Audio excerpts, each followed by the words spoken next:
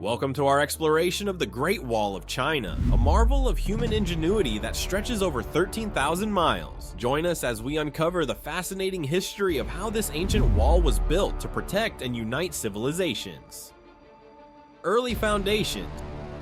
The regional walls of ancient China. Each state built and maintained its own portion of the wall, often adapting their construction techniques to suit the local terrain and available resources. This piecemeal approach resulted in walls of varying heights, widths, and materials across different regions. For instance, in areas rich in loess soil, the walls were mainly built using the Hangtu technique, where earth was pounded between wooden frames to form solid structures that could withstand both the harsh winds and the sporadic raids by nomadic horsemen.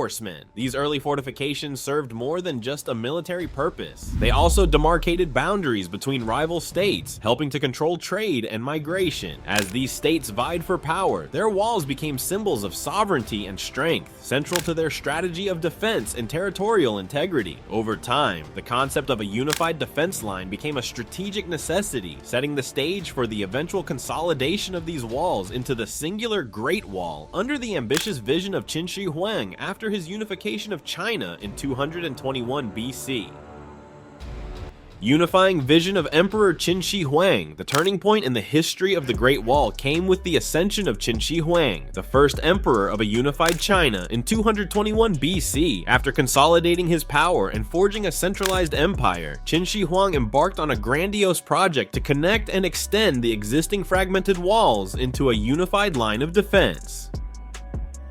This strategic move was aimed at both fortifying his newly formed empire against invasions from the nomadic tribes of the north and asserting the might of his dynasty. Under the directive of Qin Shi Huang, forced labor was extensively utilized to construct the wall. Historians estimate that hundreds of thousands of workers, including soldiers, convicts, and commoners, were mobilized for this massive undertaking. The laborers faced brutal working conditions, and the construction sites often became deadly. Despite the harsh realities, the scale of construction was unprecedented. The initial sections of the wall were primarily built using tamped earth, with layers compacted so densely that they formed a solid mass nearly as hard as stone. This technique, perfected over centuries, was economical and expedient, allowing for rapid construction over vast distances. Guard towers and beacon towers were strategically placed along the wall to serve as lookout points and to facilitate communication across the empire through smoke signals during the day and fire at night. This phase of construction not only symbolized the unification of China under one ruler, but also marked the beginning of the Great Wall as a recognized symbol of Chinese endurance and engineering ingenuity, engineering and construction techniques. The construction of the Great Wall was a feat of ancient engineering, utilizing a variety of methods adapted to the diverse landscapes it traversed. The methods evolved over time, reflecting advancements in technology and changes in materials available. In the rugged mountains, builders quarried stone to create robust and enduring walls, while in the plains, workers molded and fired millions of bricks, which were then cemented with a mix of lime and sticky rice flour, an innovation that significantly increased the wall's durability. The core of the Great Wall construction in many areas involved the Hangtu technique, where earth, clay, and gravel were compacted in layers within wooden frames. This method was not only economical, but also provided flexibility, essential in earthquake-prone regions. Over time, as threats intensified, the construction techniques became more sophisticated. The Ming dynasty in particular saw the wall's defenses significantly enhanced with the addition of taller and thicker walls, reinforced with bricks and stones, and the widespread use of watchtowers that were integrated into the wall's structure every few hundred meters. Labor for the wall was sourced from the military, local peasantry, and criminals. The sheer scale of the workforce required was staggering, with records suggesting that at its peak, construction involved up to 1 million workers. These laborers lived in harsh conditions, often working to death on the wall. They transported materials through a series of roads and pulleys, demonstrating remarkable organization and logistical planning. The Ming Dynasty enhancements. The role of the Great Wall evolved significantly during the Ming Dynasty following the collapse of the Yuan Dynasty and a series of incursions by Mongol tribes.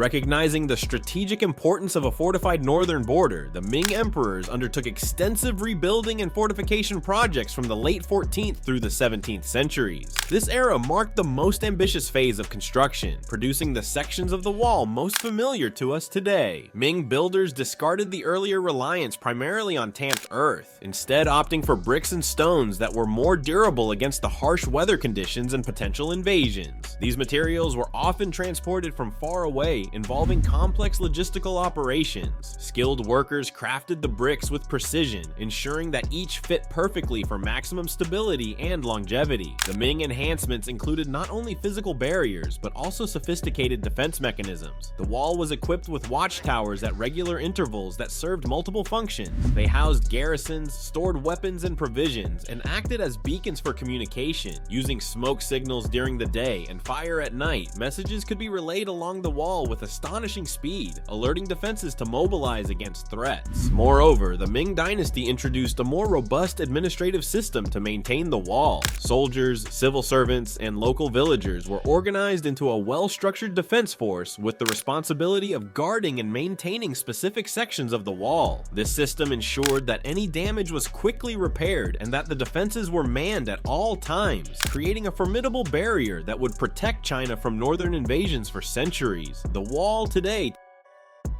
the Great Wall of China stands as one of the most iconic landmarks in the world, stretching over 13,000 miles and winding through mountains, deserts, and plains. While much of the wall has weathered and crumbled over the centuries, significant sections have been preserved and are a testament to the architectural prowess and historical significance of this ancient monument. In modern times, the wall has transcended its original military purpose, becoming a global symbol of cultural endurance and historical continuity. It attracts millions of tourists each year from around the globe who come to walk its storied paths and experience firsthand the sheer scale of one of humanity's most enduring constructions. Preservation efforts have varied in intensity and effectiveness over the years. Some sections have been meticulously restored to their original glory, particularly near tourist-heavy areas such as Badaling and Mutianyu. These efforts ensure that visitors can appreciate the wall as it might have looked centuries ago. Conversely, other less accessible or less famous sections remain in disrepair, posing challenges for conservationists who strive to balance historical integrity with the natural decay brought about by time and the elements. Moreover, the Great Wall continues to be a source of inspiration and pride for the Chinese people, symbolizing the innovative spirit and collective effort of their ancestors. It also serves as a poignant reminder of the country's turbulent past and the immense sacrifices made by countless individuals throughout its history. Thank you for joining us on this historical journey along the Great Wall of China. As we leave behind the echoes of the past, remember that this monumental structure is not just a wall, but a symbol of perseverance and unity that continues to inspire the world today.